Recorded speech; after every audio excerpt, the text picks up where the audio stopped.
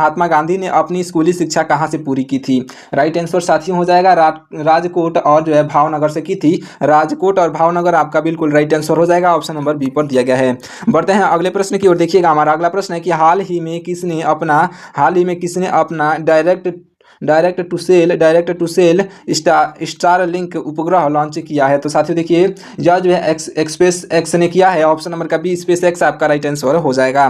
देखिएगा हमारे अगले प्रश्न को, हमारा अगला प्रश्न है कि किसी राज्य का सर्वोच्च विधि अधिकारी, देखिए क्या प्रश्न कि किसी राज्य का सर्वोच्च विधि अधिकारी कौन होता है? साथियों देखिए आपका राइट आंसर हो जाएगा आपका ऑप्शन नंबर का सी, यानी कि महाधिवक्ता होता है। साथियों महाधिवक्ता यानी कि आपका ऑप्शन नंबर का जो महाधिवक्ता यानी कि ऑप्शन नंबर का सी यानी कि एडवोकेट जनरल आपका बिल्कुल राइट आंसर हो जाएगा। याद रखिएगा ऑप्शन नंबर सी पर दिया गया है। अगले प्रश्न को देखिएगा, हमारा अगला प्रश्न है कि भारत में संपत्ति के अधिकार को मौलिक अधिकारों की सूची से हटाने का निर्णय किस प्रधानमंत्री के कार्यकाल में हुआ था? साथियों देखिए यह जो हुआ था आपके ऑप्शन नंबर का बी यानी कि मोरारजी देसाई के शासनकाल में। साथियों ऑप्शन नंबर का बी मोरारजी देसाई आपके राइट आंसर हो जाएंगे। देखिएगा हमारे अगले प्रश्न को, अगला प्रश्न है कि अंतरिक्ष में बिजली पैदा करने के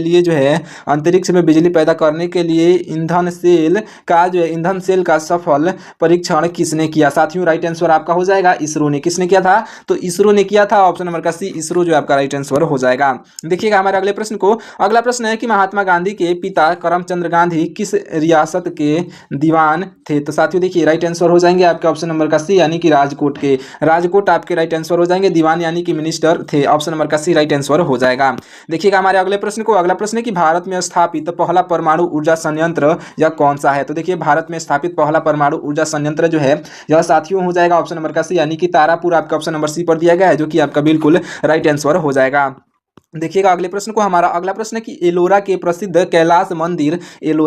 कैलाश मंदिर राककट मंदिर कैलाश मंदिर या जो है का निर्माण किसने करवाया था? राइट आंसर साथियों हो जाएगा आपका ऑप्शन नंबर का बी यानी कि राष्ट्रकूट शासक कृष्ण प्रथम ने बनवाया था, आपका ऑप्शन नंबर का बी जो है राइट आंसर हो जाएगा।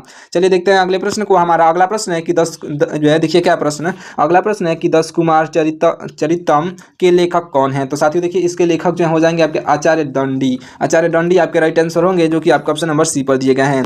देखिए अगले प्रश्न को, हमारा अगला प्रश्न है कि भारत के किस राज्य या फिर केंद्र शासित प्रदेश को जो है भारत का स्वर्ग कहा जाता है? साथियों देखिए भारत का स्वर्ग कहा जाता है, यह कहा जाता है आपके ऑप्शन नंबर का जो है आपके ऑप्शन नंबर का सी यानी कि जम्मू कश्मीर को कहा जाता है। साथियों ऑप्शन नंबर का सी जो है आपका राइट आंसर हो जाएगा। अगले प्रश्न को देखिए, हमारा अगला प्रश्न है कि संयुक्त राष्ट्र महासभा की प्रथम महिला अध्यक्ष कौन थी? आपकी राइट आंसर हो जाएंगे ऑप्शन नंबर का बी यानी कि विजय लक्ष्मी पंडित, ऑप्शन नंबर का बी विजय लक्ष्मी पंडित राइट आंसर हो जाएंगे। याद रखिएगा अगर आपको किसी भी क्वेश्चन का राइट आंसर पहले से मालूम हो तो उसे कमेंट करके बताते हुए चलिएगा।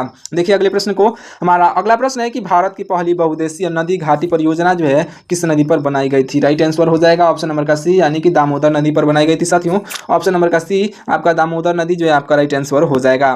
देखिएगा अगले प्रश्न को, हमारा अगला प्रश्न है कि ऐसा कौन सा जीव है जिसकी 5 आंखें होती हैं? देखिए ऐसा कौन सा जीव है जिसकी 5 आंखें होती हैं? तो आपका राइट आंसर हो जाएगा ऑप्शन नंबर का बी यानी कि मधुमक्खी की, ऑप्शन नंबर का बी मधुमक्खी आपकी राइट आंसर हो जाएगी जिसकी 5 आंखें होती हैं। देखिए अगले प्रश्न को, हमारे अगला प्रश्न है हमारा कि भारत में सबसे अधिक पुलिस स्टेशन किस राज्य में है? तो साथियों देखिए भारत में सबसे अधिक पुलिस स्टेशन जो है या उत्तर प्रदेश राज्य में है, ऑप्शन नंबर का सी उत्तर प्रदेश आपका राइट आंसर हो जाएगा। देखिएगा अगले प्रश्न को, हमारा अगला प्रश्न है कि संयुक्त राष्ट्र संघ की स्थापना जो है कब हुई थी? तो देखिए संयुक्त राष्ट्र संघ की स्थापना साथियों यह हुई थी 24 अक्टूबर 1945 को, ऑप्शन नंबर का सी 24 अक्टूबर 1945 को आपका बिल्कुल राइट आंसर हो जाएगा। देखिएगा हमारा अगला प्रश्न है कि द साइंस ऑफ भारतनाट्यम पुस्तक किसने लिखी है या फिर पुस्तक के लेखक कौन है? तो आपका राइट आंसर साथियों हो जाएंगे ऑप्शन नंबर का बी यानी कि जो है सरोजा वैद्यनाथ आपके बिल्कुल राइट आंसर हो जाएंगे, जो कि आपका ऑप्शन नंबर जो है बी पर दिए गए हैं, सरोजा वैद्यनाथ आपके राइट आंसर होंगे। देखिए अगले प्रश्न को, हमारा अगला प्रश्न ध्यान दीजिएगा, हमारा अगला प्रश्न है कि अवंती सुंदरी कथा किसकी रचना है? देखिए अवंती सुंदरी कथा जो है साथियों यह है आपके ऑप्शन नंबर का बी यानी कि आचार्य दंडी की कथा है, ऑप्शन नंबर का बी आचार्य दंडी आपके राइट आंसर हो जाएंगे। देखिएगा अगले प्रश्न को। हमारा अगला प्रश्न है कि महात्मा गांधी ने असहयोग आंदोलन कब शुरू किया था। देखिए महात्मा गांधी ने जो है यह असहयोग आंदोलन साथियों यह शुरू किए थे 1 अगस्त 1920 को। कब शुरू किए थे? तो 1 अगस्त 1920 को किए थे। ऑप्शन नंबर का बी जो है आपका बिल्कुल राइट आंसर हो जाएगा। अगले प्रश्न को देखिए। हमारा अगला प्रश्न है कि यदि कोई व्यक्ति दूर की वस्तुओं को स्पष्ट देख सकता है लेकिन पास की वस्तुएं जो है धुंधली दिखाई देती हैं तो यह कौन सा दृष्टि दोष है। तो साथियों देखिए यह जो है दोष जो दृष्टि दोष हो जाएगा साथियों ऑप्शन नंबर का बी यानी कि दूरदृष्टि दोष। यदि कोई व्यक्ति जो है दूर की वस्तुओं को स्पष्ट देख सकता है तो इसी से आप याद रख लीजिएगा या जो है दूरदृष्टि दोष आपका राइट आंसर हो जाएगा यानी कि ऑप्शन नंबर का बी दिया गया है आपका राइट आंसर होगा। अगले प्रश्न को देखिएगा। हमारा अगला प्रश्न है कि कुंडापुर एवं करवार कक्ष यह जो है वनस्पति स्थल भारत के किस राज्य में स्थित है। तो साथियों देखिए यह जो है भारत के कर्नाटक राज्य में स्थित है। ऑप्शन नंबर का बी भारत के कर्नाटक राज्य आपका राइट आंसर हो जाएगा। ऑप्शन नंबर बी पर कर्नाटक दिया गया है। देखिए अगले प्रश्न को। हमारा अगला प्रश्न है कि किस नदी को खून की नदी यानी कि रिवर ऑफ ब्लड कहा जाता है। देखिए खून की नदी जो है साथियों यह जो है खून की नदी कहा जाता है आपके ऑप्शन नंबर का सी यानी कि लोहित नदी को। लोहित नदी जो है आपका बिल्कुल राइट आंसर हो जाएगा जो कि आपका ऑप्शन नंबर सी पर दिया गया है। देखिएगा हमारा अगले प्रश्न को। अगला प्रश्न है कि भारतीय तिरंगे में अशोक चक्र को जो है किसने शामिल करवाया था। तो देखिए भारतीय तिरंगे में अशोक चक्र को जो है शामिल करवाने वाले डॉक्टर भीमराव अंबेडकर हो जाएंगे। ऑप्शन नंबर बी पर दिए गए हैं डॉक्टर भीमराव अंबेडकर, याद रखिएगा। देखिए हमारे अगले प्रश्न को। अगला प्रश्न है कि प्रकाश संश्लेषण यानी कि फोटोसिंथेसिस के जो है दौरान बनने वाले प्रमुख उत्पाद कौन से हैं। तो देखिए प्रकाश संश्लेषण के दौरान बनने वाले प्रमुख उत्पाद साथियों यह हो जाएंगे ऑप्शन नंबर का सी यानी कि ग्लूकोज, पानी और ऑक्सीजन। ये तीन बनते हैं, ग्लूकोज और पानी और ऑक्सीजन बनते हैं। ऑप्शन नंबर का सी जो है राइट आंसर हो जाएगा। देखते हैं अगले प्रश्न को। देखिएगा हमारा अगला प्रश्न है कि निकट दृष्टि दोष के निवारण के लिए किस प्रकार के लेंस का उपयोग किया जाता है। इंपॉर्टेंट क्वेश्चन है। देखिए राइट आंसर हो जाएगा साथियों यह जो किया जाता है अवतल लेंस का प्रयोग। किसका प्रयोग किया जाता है? ऑप्शन नंबर का बी अवतल लेंस का प्रयोग किया जाता है। ऑप्शन नंबर का बी राइट आंसर हो जाएगा। अगले प्रश्न को देखिएगा। हमारा अगला प्रश्न है कि असहयोग आंदोलन के दौरान किस प्रतीक चिन्ह को जो अपनाया गया था। राइट आंसर हो जाएगा आपका ऑप्शन नंबर का सी यानी कि चरखा को अपनाया गया था। ऑप्शन नंबर का सी चरखा जो है राइट आंसर हो जाएगा। देखिएगा अगले प्रश्न को। हमारा अगला प्रश्न है कि बुद्ध चरितम के जो रचनाकार कौन है। साथियों देखिए राइट आंसर हो जाएंगे आपके ऑप्शन नंबर का सी यानी कि अश्वघोष हैं। अश्वघोष आपके राइट आंसर हो जाएंगे जो कि आपका ऑप्शन नंबर सी पर दिए गए हैं, याद रखिएगा। देखते हैं अगले प्रश्न को। देखिएगा हमारा अगला प्रश्न है। देखिए यह जो वायुमंडल में सबसे अधिक मात्रा में पाई जाने वाली निष्क्रिय गैस कौन सी है। देखिए इंपॉर्टेंट क्वेश्चन है कि वायुमंडल में सबसे अधिक मात्रा में जो है पाई जाने वाली निष्क्रिय गैस जो है यह हो जाएगी साथियों ऑप्शन नंबर का डी यानी कि आर्गन। आर्गन जो आपके ऑप्शन नंबर डी पर दिया गया है जो कि राइट आंसर हो जाएगा।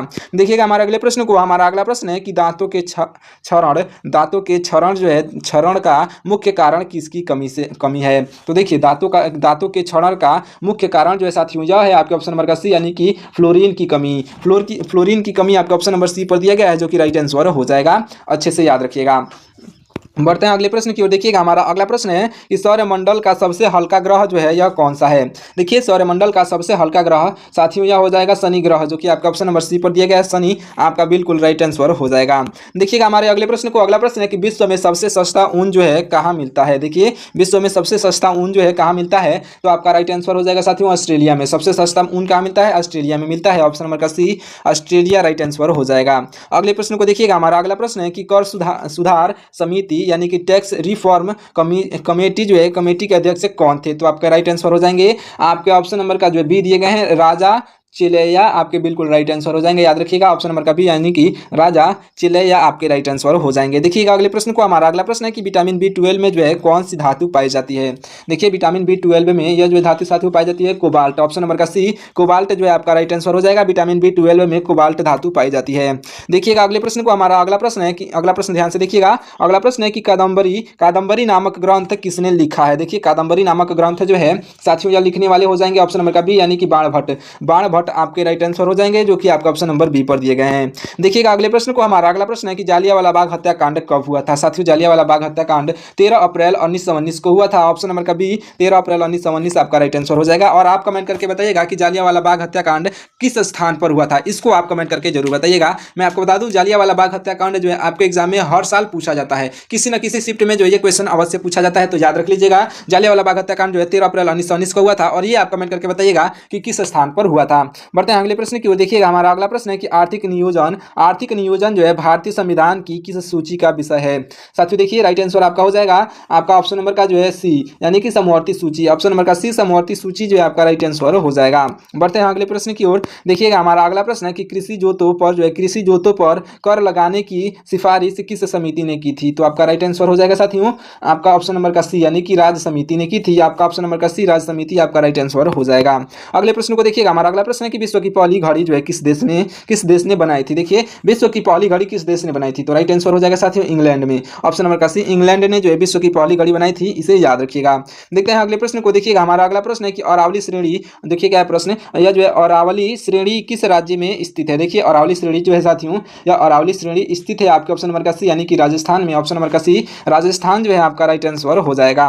बढ़ते हैं अगले प्रश्न की ओर। देखिएगा हमारा अगला प्रश्न है कि कौन सी बैंक जो है विदेशी मुद्रा खाते संचालित करने के लिए अधिकृत है। तो साथियों देखिए आपका राइट आंसर हो जाएगा ऑप्शन नंबर का सी, यानी कि केवल राष्ट्रीयकृत बैंक ही, यह जो है केवल राष्ट्रीयकृत बैंक ही विदेशी मुद्रा खाते संचालित करने के लिए जो है अधिकृत हैं। ऑप्शन नंबर का सी राइट आंसर हो जाएगा। देखिएगा हमारे अगले प्रश्न को। हमारा अगला प्रश्न है कि इन्वेस्टर प्रोटेक्शन फंड किस संस्था द्वारा स्थापित किया गया है।